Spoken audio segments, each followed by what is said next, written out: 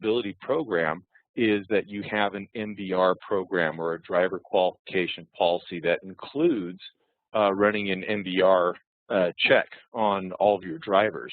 And so really what we're looking for is a way to help control some of these big losses that we have.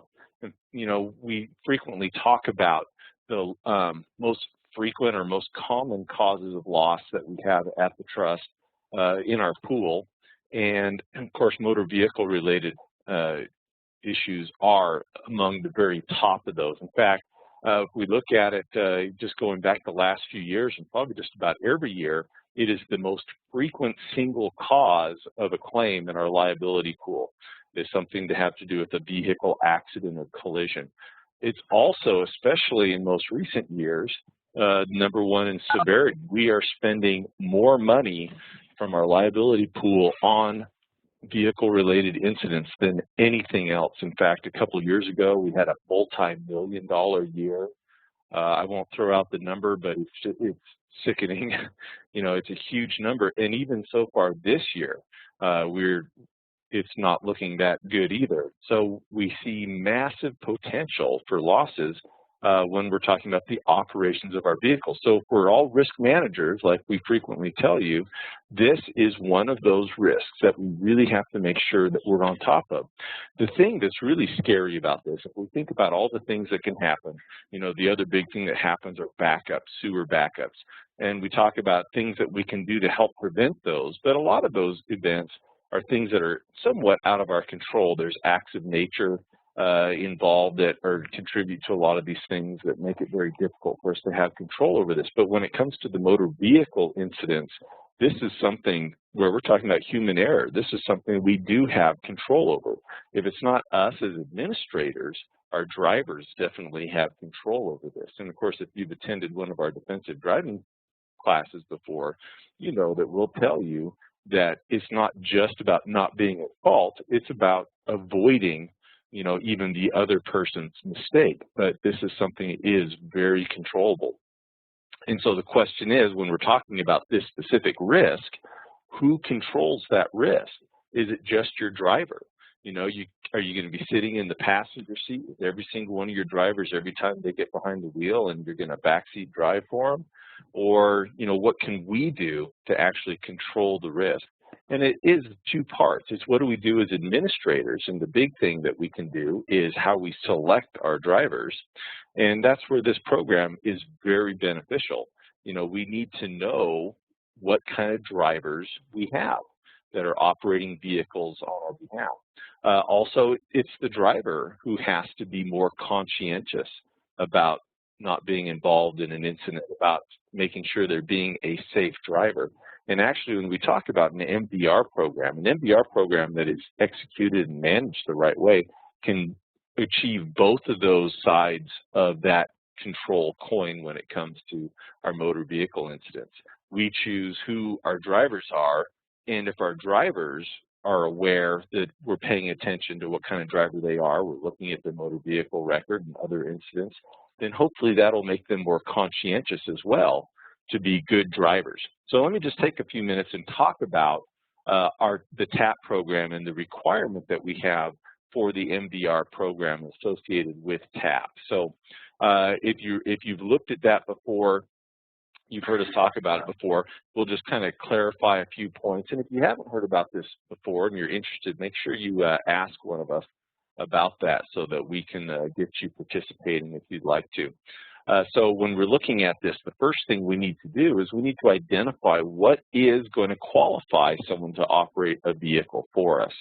And so when we're doing this, we need to decide, you know, what kind of a driving record, acceptable driving record. We also may want to do a test for an employee. If we're going to be hiring someone and their job's going to involve operating a vehicle, you know, maybe you should go for a ride with them before you hire them to see what kind of a driver they are, you know, what your opinion, your observation is of their driving skills. But that MVR gives you kind of a snapshot of what kind of a driver they are. You know, what have they had problems with in the past, or have they not had any problems at all? Is it possible for someone to be a bad driver and not have anything on their record? Yeah, it's possible, but it's more likely that that person who is a bad driver is going to be have something on their record that you can see that will give you a clue as to what is going on there. We're not just talking about our employees either. We're talking about volunteers. Frequently, we have volunteers who operate vehicles for us. They either are operating our vehicles or they may be operating their own personal vehicles while they are involved in your city, county, district business. And your employees are the same way. So it's important to remember this. You know, it doesn't matter whether the employee or volunteer is operating your vehicle or whether they're operating their personal vehicle. If they're doing it on business for you, then you're exposed. If they're in a personal vehicle, of course, their insurance is primary, but frequently we see that these accidents can be really bad and they may exceed the coverage that that person has on their own insurance. And if they are even operating their own vehicle for you at the time that they have an incident, you know, when their coverage is you know, used up, is exceeded, then it comes to you. And so even if they're, you know, not driving your vehicle, they could still be something that we're paying for. And especially if you have an employee or volunteer operating their personal vehicle on business and they don't have insurance, then you're on the stick, you know, probably for potentially the whole thing. So we need to recognize, you know, we have a huge exposure here, regardless of whether it's an employee or a volunteer, whether they're driving our vehicle or whether they're driving their own vehicle. By using the MVR, you know, we're able to see what kind of a driver they have, what kind of a driver they are in general, and we're also able to know that they are compliant currently with laws. You know, they have a valid license, they haven't had any insurance issues come up. A lot of these things will show on that MVR for us. You know, when we do it, and we're talking about the TAP program, for example, and the MVR requirement, we're only saying that you should do it on new hires and have an annual check of your MVR, and that's kind of a basic part of that requirement. You need to identify what your qualifications are, you know, how many tickets are okay, what kind of tickets are okay, you know, what kind of time frame we're looking at, and not just the incidents that happen that show up on the MVR, but also incidents that we become aware of that, you know, have happened. Especially, let's say you have an employee and they back into a bollard in the public works yard and they damage one of your vehicles. Now that probably won't show up on an MVR, but you know it happened, and so you want to keep track of those things and use that in your criteria. But the first step is to identify what your criteria is going to be. At the trust, we don't do that for you. We have some samples that you see on the screen there. That metric there kind of shows a sample of what that could look like. 0 to 1 is acceptable, 2 is borderline, you know, 3 tickets or accidents, you know, could be unacceptable. You may stretch that out, or you may, you know, define it in different ways, but we should have some way of saying what is an acceptable driver before we put people behind the wheel of our vehicles. What's the benefit of doing this? Well, first of all, you know, we can help you with this program. A lot of people over the years, when we've talked to them about whether they do an MVR program or not, they'll kind of say, well, how do I do that? Do I get the employees to get the record and bring it to me? Do I have to get some forms and have them fill them out and I get the records? And sometimes, especially if you have a lot of drivers, that can be kind of an administrative task, kind of a big task to go through and get that information. So as part of our TAP program, we're actually willing to help you run these MVRs. We can run the MVRs here at the Trust, and not only can we run the MVRs here for you, but we can also monitor those records on a monthly basis. So where the TAP program requires, you know, at least checking the MVR annually on all your drivers, we actually put all those records into a monthly monitoring program that tells us every month if a driver has had a change on their driving record. So we run the MVR once, we see what's on there to start, and then we just keep track of that record every month. And then when something comes up, we can let you know if one of your drivers has had something come up on their record. And so we'll send out a little report every month that tells you if there's been any changes. And so you get a little more real-time feedback, you know, if one of your drivers has any issues going on that you're not aware of. And so that's something we can do to help you, and that's a benefit to you. But it's also, when we talk about an MVR program, it's a benefit to you because you're responsible. You know, whatever your position is, you have some responsibility in managing this risk. And so when we put someone behind the wheel of one of our vehicles and we send them out on the public streets and they potentially are posing risks to others, you know, that question may always come back to us when something happens is, you know, were we being reasonable and prudent in our choices and our decisions to put people behind the wheel? And if someone has a bad driving record, that information can be found out by the public. If you have someone involved in an incident and it turns out they have this really bad driving record and you've never looked at it, you could be, you know, asked to answer some serious questions about, you know, what your decision-making process was and how you chose to put this person behind the wheel without even, you know, looking to see what kind of a driver they are. So that part of it is very important, that we're controlling these risks from an administrative standpoint and making good, prudent decisions about who we put behind the wheel. Also, does the driver exercise good judgment? And lots of times there are things that show up on the MVR that will give us clues whether someone exercises good judgment. If someone got a ticket last weekend, you know, for exhibition of speed or racing or something like that, you know, maybe that's the only thing on their ticket, but what kind of judgment are they exercising there? Is that someone who has a habit of exercising good judgment behind the wheel? And so those kind of things can really help us in this decision-making process as to who we allow to operate a vehicle for us. Sometimes it can be just as simple as whether they have a valid driver's license. Can you imagine if you had an employee who's involved in a major accident, an injury accident, or maybe even a fatal accident, and it were to come out that they weren't even licensed to drive or they didn't have a valid driver's license? And believe it or not, we've found instances that fit that scenario where we have people on our rolls of drivers who have suspended or expired driver's licenses or don't even have a license at all. And so these are things we want to make sure we know are going on. Lots of times we have our drivers who are operating commercial vehicles and they have to have a CDL endorsement on their license. And there's things that can happen where maybe their license isn't invalidated, but their CDL endorsement may not be kept current because of a medical issue or a failure to get a medical exam.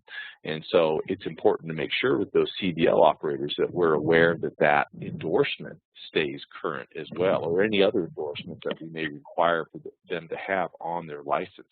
And so running that MVR is a way for us to be able to make sure that they have the required license and that the endorsements are current. Also, if we have a lot of drivers that seem to have certain types of violations or things going on their record, it may help clue us into, you know, whether we need to do some kind of training, you know, to help address some issues. I was doing a defensive driving class this week, and it became very obvious that a big chunk of the people in the room, you know, had a less than positive attitude towards seatbelt usage. And so we were able to tailor some training to that specific issue. You know, if we were able to notice from MVRs that a higher percentage than normal of your drivers had speeding tickets or anything like that, you know, we can identify some training needs and tailor, you know, information for those drivers to help them become better drivers. And I think this is a big thing right here, just motivating drivers. If you have drivers and they know, because you have a policy that you're checking MVRs and they know that those MVRs are being monitored, then they're going to be more motivated to try and make sure that they keep a good driving record. Or if their driving record is not so good, that they try to become a better driver so that they can get that driving record cleaned up. And so I think that's a great motivator. For me personally, I found that to be a motivator, you know, because we put ourselves here in the trust into the same pool of people monitoring our driving records as we do with everybody who has submitted and has participated in the program. And so Jason, Lance, myself, our records all get scanned and checked every month, and our employer knows if we're being a good driver or not. And to me, that's important, even more so than whether my personal insurance might get jacked up. I don't want my employer to think that I'm irresponsible and that maybe I shouldn't be considered for being able to operate a vehicle. And of course, in my job, being able to operate a vehicle is necessary. I have to travel around the state, and you have employees that are the same way. Driving is an essential part of their job. And so if anything might threaten that ability to be qualified to drive a vehicle for you, then that could actually have ramifications on their job. And so they should know that. They should know that you're keeping track of that so that they're motivated to be a better driver. So as we've been doing this program so far this year, just the last 3 or 4 months when we've been doing this TAP program, we've had a few dozen members join in this monitoring program where we run the MVRs and provide the information to the members on their driving records, as well as monitoring those records on a monthly basis. So far in the program, and basically we've been running these records since June, July, it's about the time we started running these records. We've run 3,334 records for member drivers. Hey, Doug? Yeah. Just had a couple of things. One, I thought we weren't going to talk about my exhibitionism. Two, the question is, what is the cost of this monitoring program? Okay, and that's a great question because it's absolutely no cost whatsoever. The Trust provides this service and our time to run these records to you as members as a benefit. And so you have absolutely no cost if you choose to participate in the program and have us help you with your MVRs. Some of our members already have MVR programs in place that they're already managing, and they choose to just continue to do that on their own. And some of the members have chosen to, take advantage of our participation in that and helping save some time for them and get that information. And that monthly monitoring is actually something that most people don't have access to or haven't been set up to be able to do. And so that's a great benefit too, not just being able to run the records once, but being able to keep track of what's going on with those records. So yeah, absolutely no cost involved for members to participate in the MVR program. So like I said, about 3,300 records that we've checked so far, just to kind of give you a feel for what we're finding when we've run these records, what kind of things may be out there that you may not be aware of that's going on with your drivers.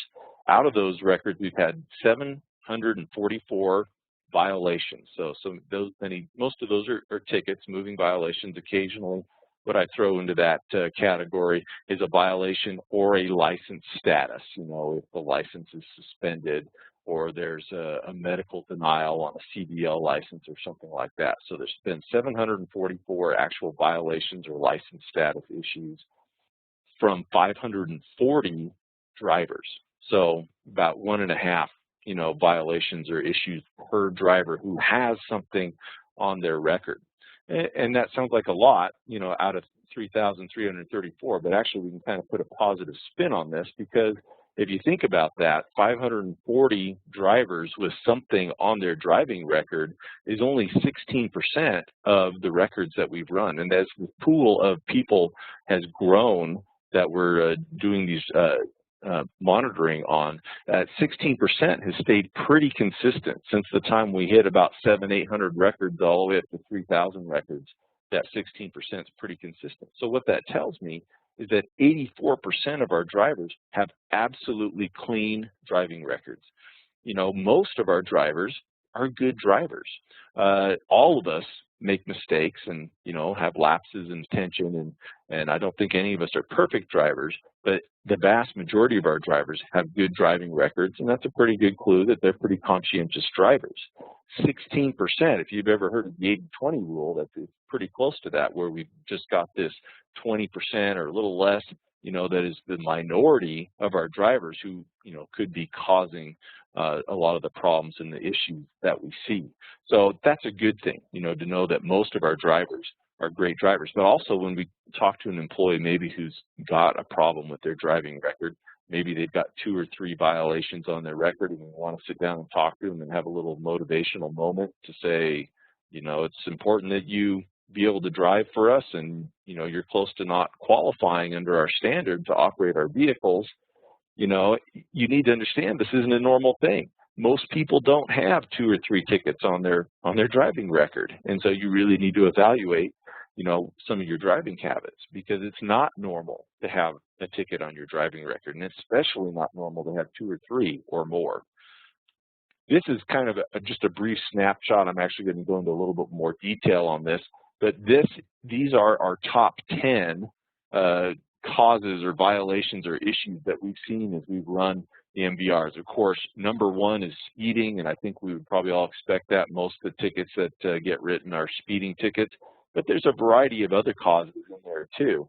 In fact, to kind of run them down here, out of the 744 violations or status issues, 451 of them have been for speeding. 85 have been for failure to yield or obey. So basically, running a stop sign or something like that. And it's also kind of interesting to think, on your driving record, it doesn't really say on the MVR if you've had an at-fault accident. Usually what happens if you have an at-fault accident is the officer writes you a ticket for, whatever violation you did that caused the accident. So when you see a failure to yield, I mean, that could be a pretty good clue that could have just been someone running a stop sign, or it could have been someone who, ran a light and was in an accident and they were at fault, and so the ticket they got was a failure to obey a signal. And so some of these, we kind of go, that's probably was an accident associated with that one. This one's kind of surprising. The number 3 most frequent cause of a ticket amongst the people that we have run records on so far is a drug, alcohol, or metabolite-related violation. DUI, DWI, or other drug, alcohol, or metabolite-related one. 39 of those of the 744 violations that we've seen are drug and alcohol. Now, the difference with these types of violations is they stay on the record much longer. A speeding ticket or a failure to yield, those will stay on the MVR for 3 years. Anything that's DUI, DWI type related, drug and alcohol related, those stay on the record for 10 years. So we see those for a much longer time. So when you're considering your driver qualification and what's acceptable and not acceptable, you may want to remember that if someone may have had a DUI 10 years ago and they've been totally clean ever since, and you're still seeing that DUI on their record, is that really something that you think should be a disqualifier or not? So basically, you should consider what you consider to be a reasonable time frame. Is it a DUI within the last year or the last 3 years? Because you will see those offenses on the MVR for a long time after someone's probably addressed and corrected their behaviors there, hopefully. The fourth most common one we've seen is improper something or other. Okay, and I say that because as I go through and read these, it could be improper lane change, an improper signal, an improper whatever. Police officers, that's kind of a catch-all that they write tickets on a lot of times. And this could be, again, those things that are, someone was in an accident, and so we're saying that they were at fault. And so what did they do that was at fault? Well, we write improper whatever. So 35 of those that we've seen are improper something. Following too close, again, more likely you would think, I mean, we've all been out on the highway out there. If you've driven down I-15 anytime recently, just about probably 60 to 70% of everybody on the road's following too close. I think police could probably go to town writing this ticket if they were actually out there writing a ticket just on the violation. This is probably one of those things that's, an indicator of an accident having happened. Someone rear-ends somebody, and so they get written a ticket for following too close.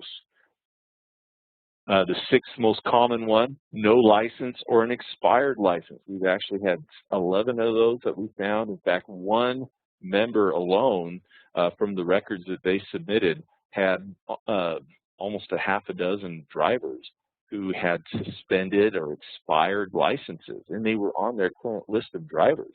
So that's a great one to ask yourself, do I have any drivers who forgot to renew their driver's license? Or maybe their license has been suspended for some reason, and they haven't told me about it. I haven't found out about it through other channels. And so you really want to make sure that your drivers have a valid driver's license. And lately, especially, it seems that hasn't been an unusual thing to see someone on our list who has a suspended or expired or revoked driver's license.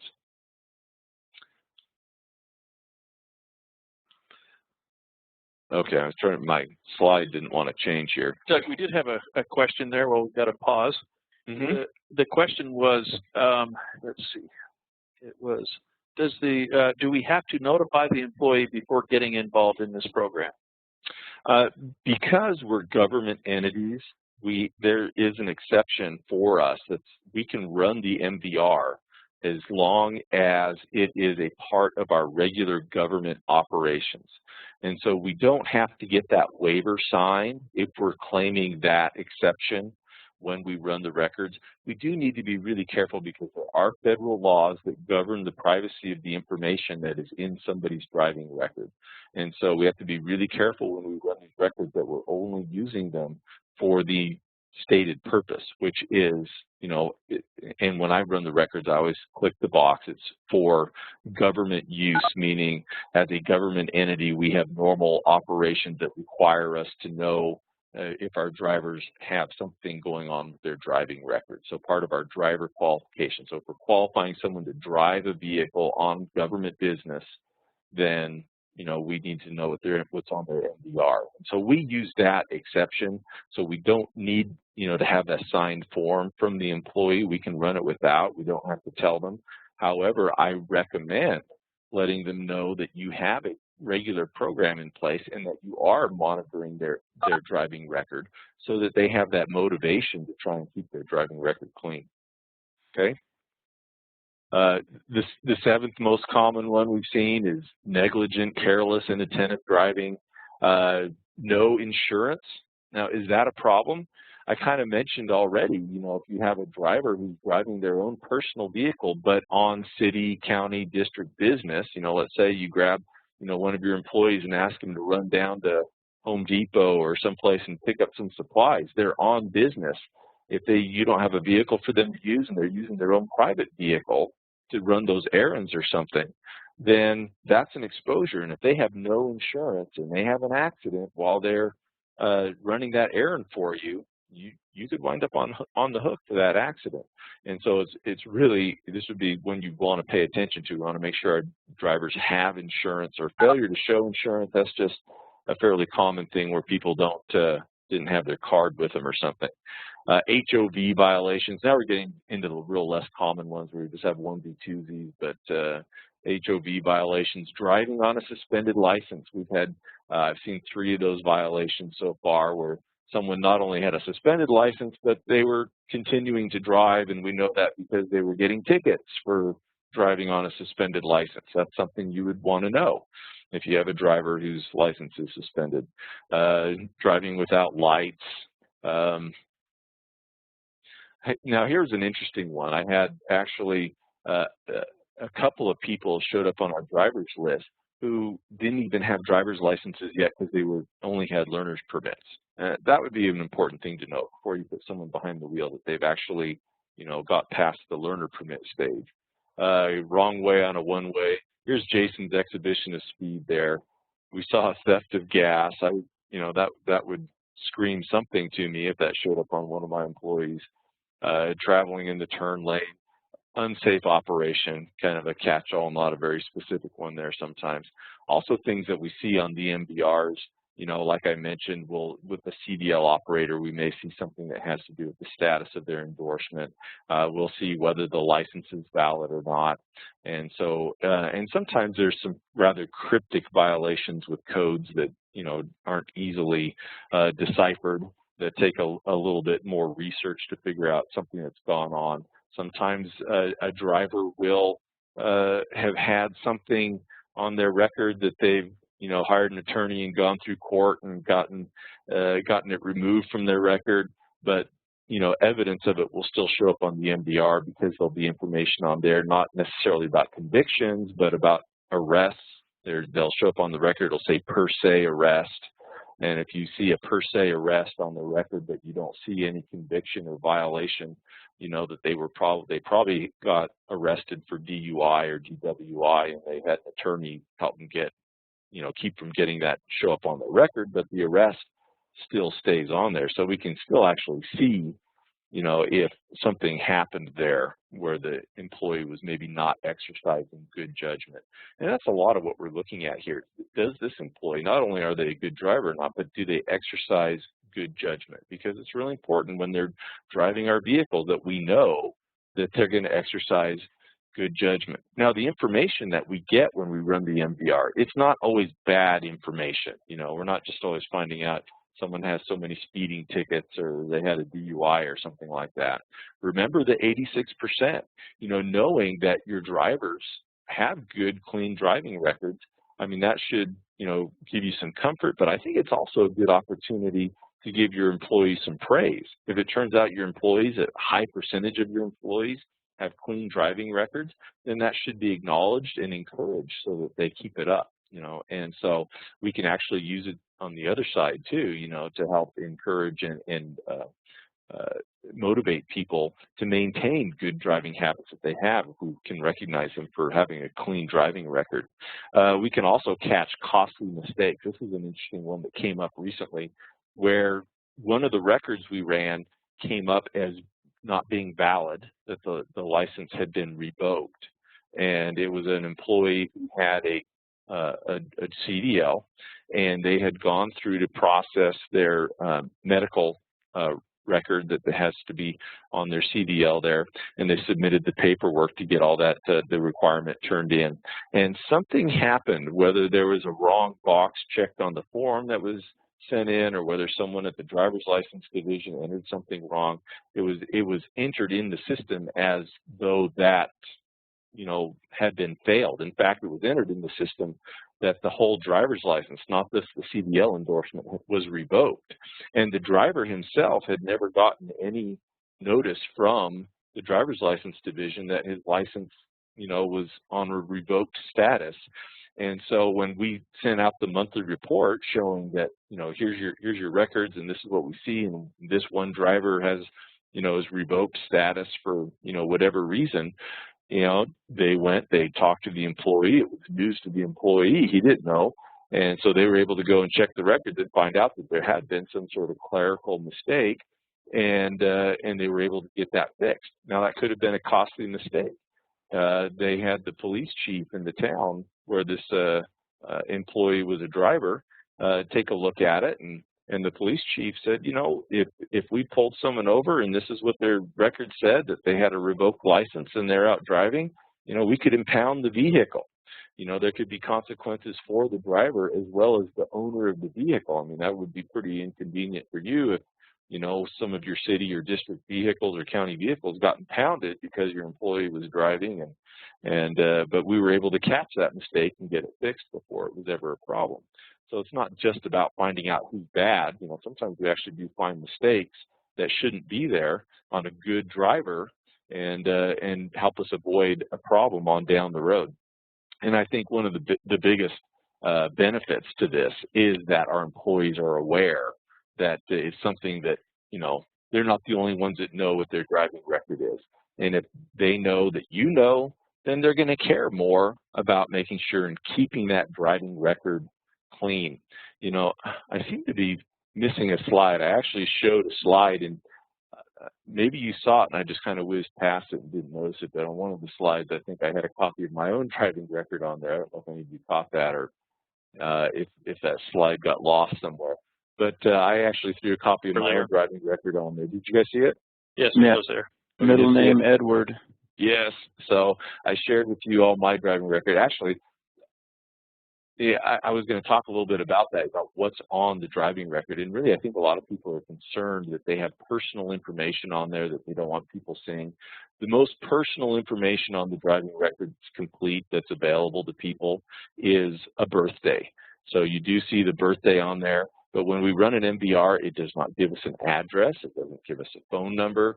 It doesn't even give us the complete driver's license number. It only shows the last 4 digits of the driver's license number. Sometimes you'll send in your information to me and there'll be an error in the driver's license number. I can still run the MVR using the name and birthday and get the MVR. But in order to run the monthly monitoring program, I have to have a correct driver's license number. So sometimes I'll kick those back and ask you to recheck those numbers for me. And it really is limited, the amount of personal information that is available on the MVR. So if people are worried about that, you can let them know. The only thing that we're going to see that's complete data on there is your name and your birthday. There's no social security number, no complete driver's license number, no address. Granted, that is personal information that people should be careful about guarding because even that can be used for identity theft, but it's it's very limited what you will see as far as personal identifiers on the MVR. And again, with my record, I'm showing it on there. I recently had a ticket drop off of my record, so I had to throw that up there and show everybody that I have a clean driving record now. And for me, it's actually been very motivating. Kind of embarrassing for me when I started this program, and my records is one of those that's popping up with a ticket on it. And so I was very glad when 3 years lapsed and that record came off a few weeks ago, and now I can, run driving records without feeling like a hypocrite. But I'm very committed now to keep it that way. I want to make sure that record stays clean.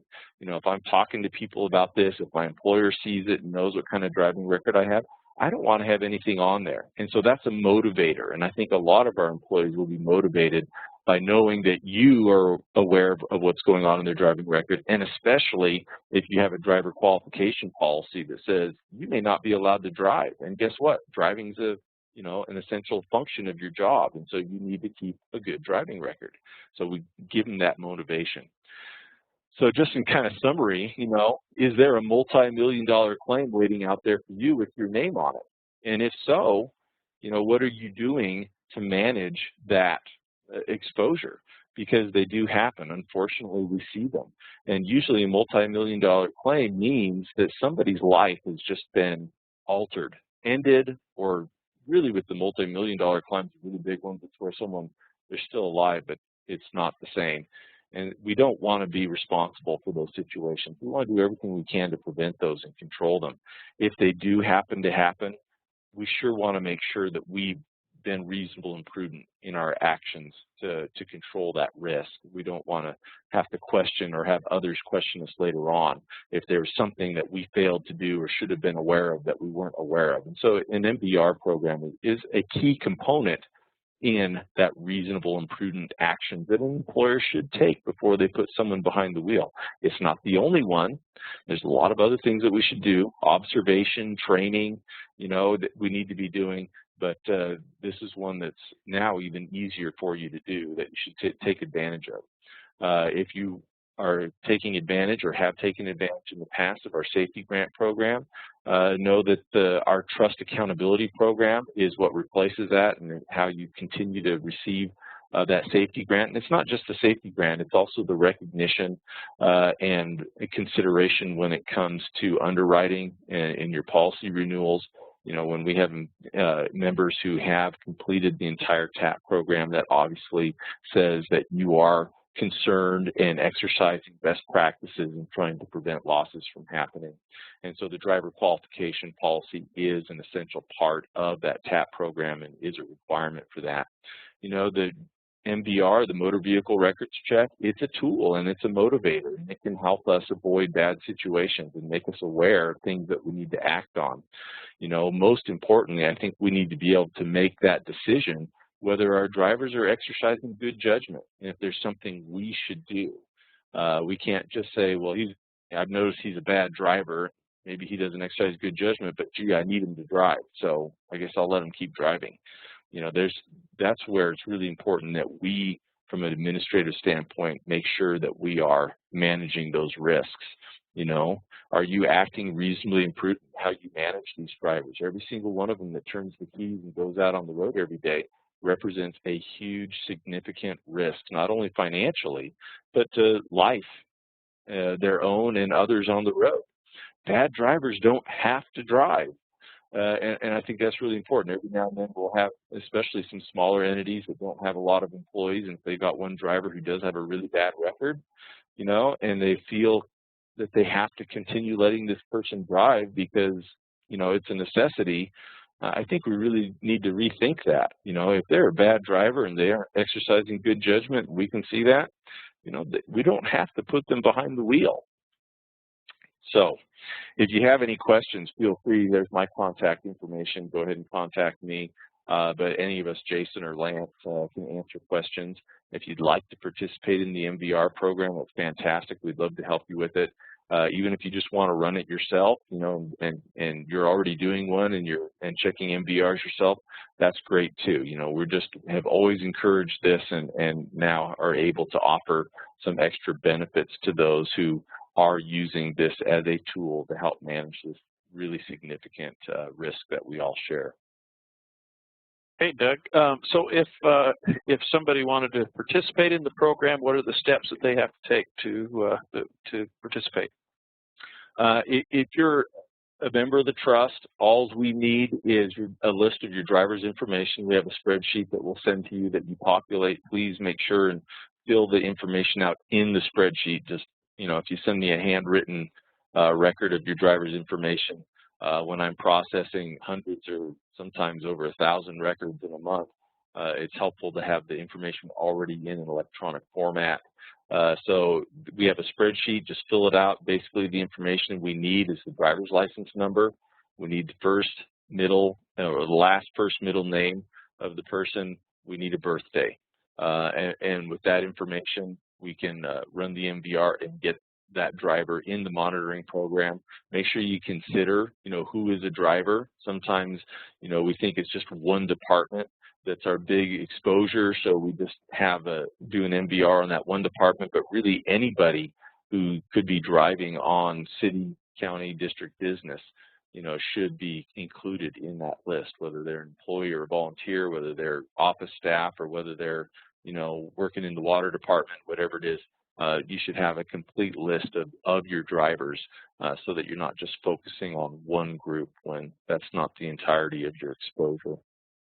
And we will send that spreadsheet out to everybody who signed up for the webinar today, so everybody has a copy of that to make it easy as possible. Okay, I'm going to run a poll really quick and see how many people. Question is, are you going to participate in the Trust MVR program? So if you see that on your screen, please go ahead and type in or click your response.